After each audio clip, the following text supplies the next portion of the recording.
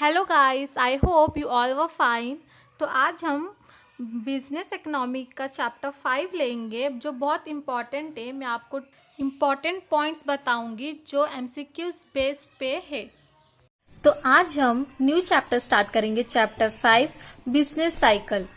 ये एक बहुत इम्पॉर्टेंट चैप्टर है और ये चैप्टर 8 to 12 मार्क्स कवर करता है। इसमें हमें बिजनेस साइकिल का मीनिंग पढ़ना होगा, फेजेस है, features, causes, relevances in business decision making.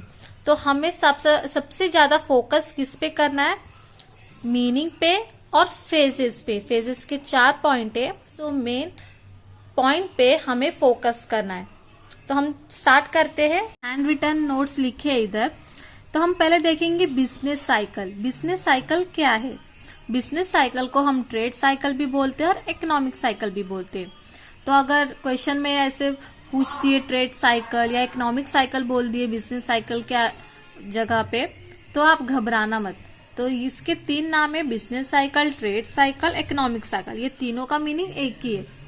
तो बिजनेस साइकिल क्या है हम देखेंगे।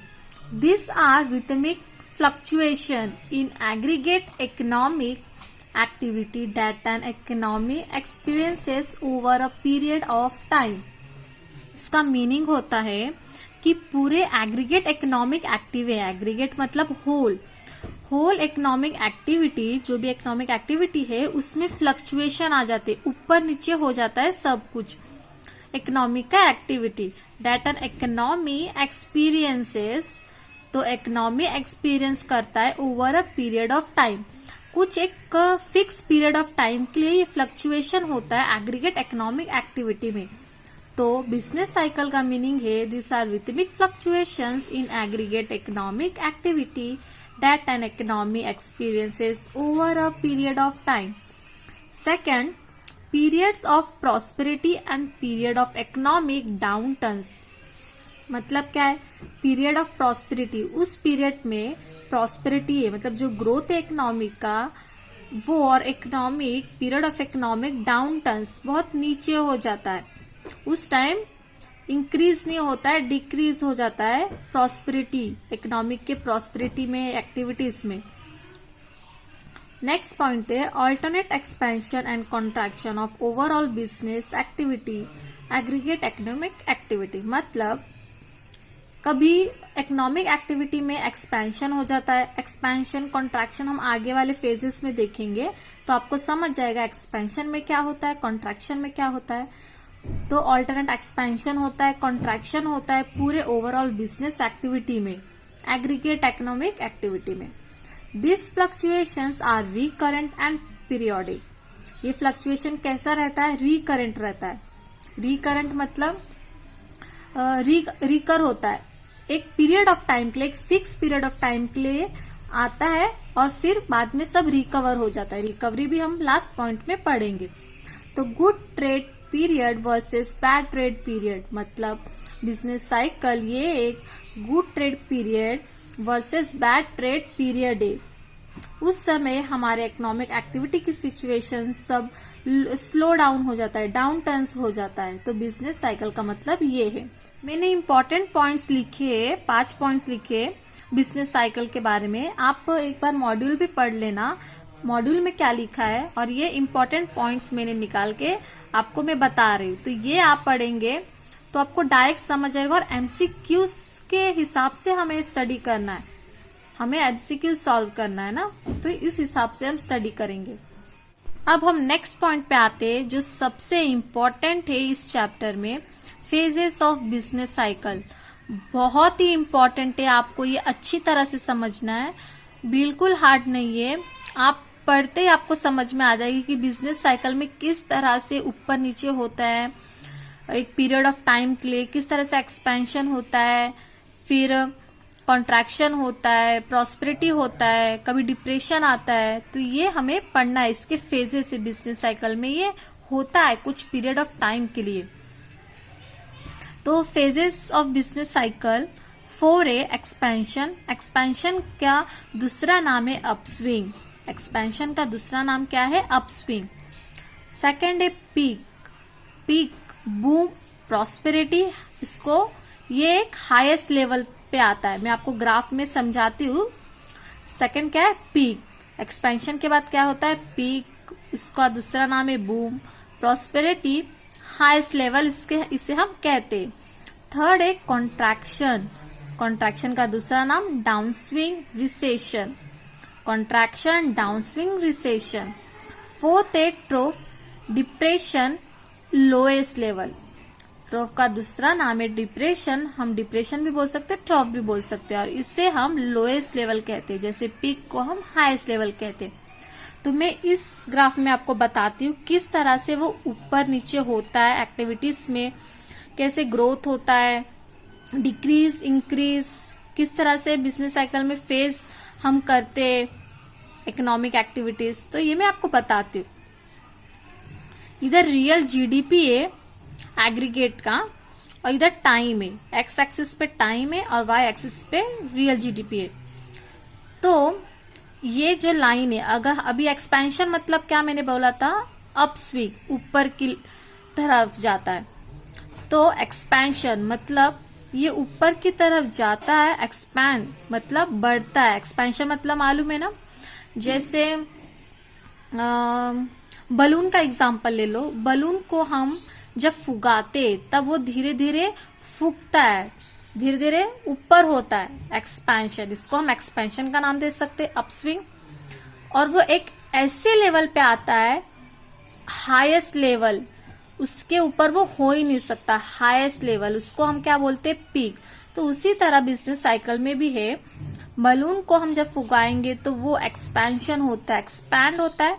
फिर एक ऐसे लेवल पे आता है जब हम वो उसका लास्ट लेवल रहता है, मतलब हाईएस्ट लेवल रहता है, उससे ज्यादा हम नहीं उसको ब्लो कर सकते, तो उसे हम पीक बोलेंगे। और फिर धीरे हम अगर बलून को ऐसे हल्के हाथों से छोड़ देंगे तब वो धीरे धीरे अपने उसमें का जो एयर है वो धीरे धीरे कॉन्ट्रैक्ट होगा, धीरे धीरे निकल जाएगा। तो क्या बोलते हैं हम? कॉन्ट्रैक्शन। डाउनस्विंग चला जाएगा उसमें का। तो ये जब नीचे आता है तो हम इसको कॉन्ट्रैक्शन बोल सकते हैं, डाउनस्विंग बोल सकते हैं, रिसेशन बोल सकते हैं। वो रिसेशन होता है बलून, उसमें का जो एयर है वो धीरे धीरे निकल जाता है। फिर एक लास्ट लेवल पे आता है, जैसा वो पहले था उसी तरह से ट्रॉफ, मतलब धीरे धीरे नीचे लेवल पे आ जाता है। इसको हम ट्रॉफ या डिप्रेशन बोलते हैं। लोएस्ट लेवल पे वो एक बलून पहुंच जाता है। तो उसी तरह से एक पीरियड ऑफ टाइम के लिए बिजनेस में भी, इकोनॉमिक में भी बिजनेस साइकिल इसे हम कहते हैं। एक पीरियड ऑफ टाइम के लिए ये हमारे इकोनॉमिक में होता है। इकोनॉमिक एक्टिविटी ऊपर नीचे हो जाती है और उसे हम बिजनेस साइकिल बोलते हैं। तो एक्सपेंशन होता है, एक हाईएस्ट लेवल पे आता है पीक, फिर वो डाउनस्विंग हो जाता है, रिसेशन हो जाता है, फिर एक लोएस्ट लेवल पे आ जाता है ट्रॉप।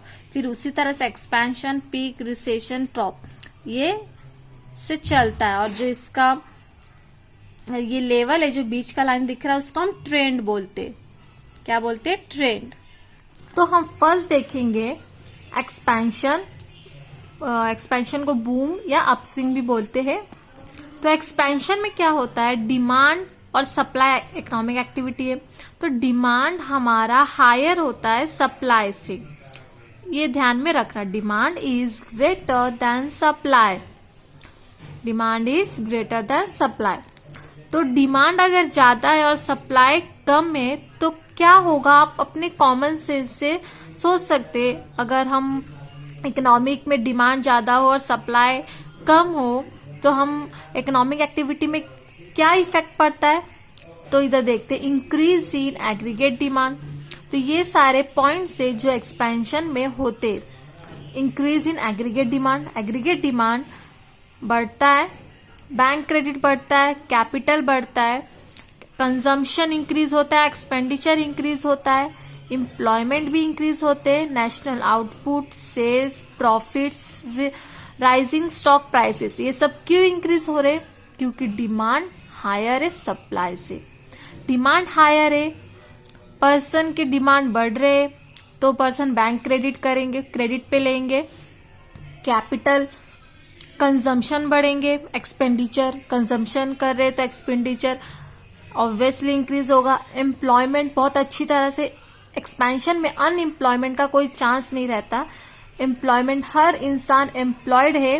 नेशनल आउटपुट भी इंक्रीज हो रहा है, सेल्स भी इंक्रीज हो रहा है, प्रॉफिट भी इंक्रीज है, राइजिंग स्टॉक प्राइसेस भी इंक्रीज है।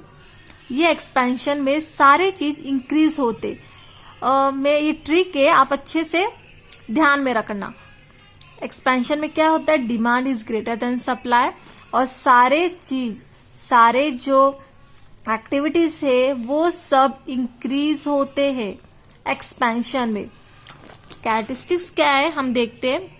This continue till there is full employment of resources and production is at maximum level. Expansion कब तक कंटिन्यू होता है, this continue till there is full employment. Expansion कब तक कंटिन्यू है, जब तक फुल एम्प्लॉयमेंट है, जब तक फुल एम्प्लॉयमेंट है रिसोर्सेस का और प्रोडक्शन का, तब तक एक्सपेंशन है। Is at maximum level. Involuntary unemployment is zero. मैंने आपको बताया था हर इंसान एम्प्लॉयड है एक्सपेंशन में, कोई भी अनएम्प्लॉयमेंट नहीं है। मतलब ये हम अजम्पशन, इकोनॉमिक आपको पता है 12th में आपने पढ़ा होगा कि इकोनॉमिक में अजम्पशन पे हम स्टडी करते, प्योर पे नहीं, अजम्पशन पे। हाँ, हमें सबको पता है कि ऐसा मतलब हो नहीं सकता कि हर कोई एम्प्लॉयड हो, बट हम अजम्पशन पे चलेंगे। एक्सपेंशन में अनएम्प्लॉयमेंट नहीं है, इसलिए involuntary unemployment is zero. Prices cost rising faster, तो प्राइसेस और कॉस्ट सारे बढ़ रहे हैं, rising faster. Increase in demand, investment and employment. Price, cost, demand, investment, employment सारे इंक्रीज हो रहे। इस वजह से प्रॉस्पेरिटी हो रहा है, ग्रोथ हो रहा है, increasing prosperity and consumer confidence. इसलिए कंज्यूमर का कॉन्फिडेंस भी इंक्रीज हो रहा है कि एम्प्लॉयमेंट है, डिमांड अच्छी तरह से है, सप्लाई हो रहा है, प्रॉफिट हो रहा है, इन्वेस्टमेंट हो रहा है, सब हो रहा है, इसलिए कंज्यूमर कॉन्फिडेंस में है। और स्टैंडर्ड ऑफ लिविंग भी उनका इंक्रीज हो रहा है, इंप्रूव हो रहा है। Growth rate slows down and reaches its peak. Growth rate क्या होता है, slows down. Growth rate slows down, धीरे धीरे ये सब चलते चलते स्लो होने लगता है ग्रोथ रेट, और एक कहाँ पहुंचता है, एक पीक पे पहुंचता है। फर्स्ट लाइन आपने ध्यान से पढ़ा होगा। इधर क्या आता है, एक्सपेंशन कब तक कंटिन्यू हो रहता है, जब तक फुल एम्प्लॉयमेंट हो रिसोर्सेस का, और एक ऐसे लेवल पे आ जाता है पीक पे, सेकेंड लेवल पीक के, और वहां पे ग्रोथ रेट स्लोज डाउन हो जाता है और रीचेस इट्स पीक। मैं पीक सेकंड पॉइंट में नेक्स्ट वीडियो में अपलोड करूंगी। तो गाइस, आप इसी तरह से मुझे देखना चाहते हैं और ऐसे शॉर्ट वीडियोस में आप एक चैप्टर समझना चाहते हैं तो मेरे चैनल को सब्सक्राइब कीजिए। मैं आपको इसी तरह से, इससे भी अच्छी कोशिश करूंगी कि आपको मैं इम्पॉर्टेंट पॉइंट्स आप तक पहुंचा सकूं, ना कि डेटा सारे पहुंचा सकूं। मॉड्यूल में बहुत कुछ है, बट हमें क्या करना है, इम्पॉर्टेंट पॉइंट पे स्टडी करना है, फोकस करना है। तो मैं आपको इसी तरह से इम्पोर्टेंट पॉइंट्स आप तक पहुंचाती रहूंगी। आप मेरे चैनल को जरूर सब्सक्राइब कीजिए और बेल आइकन को भी हिट कीजिए ताकि मेरा कोई वीडियो अपलोड होता आप उसी समय देख सके। Thank you guys so much.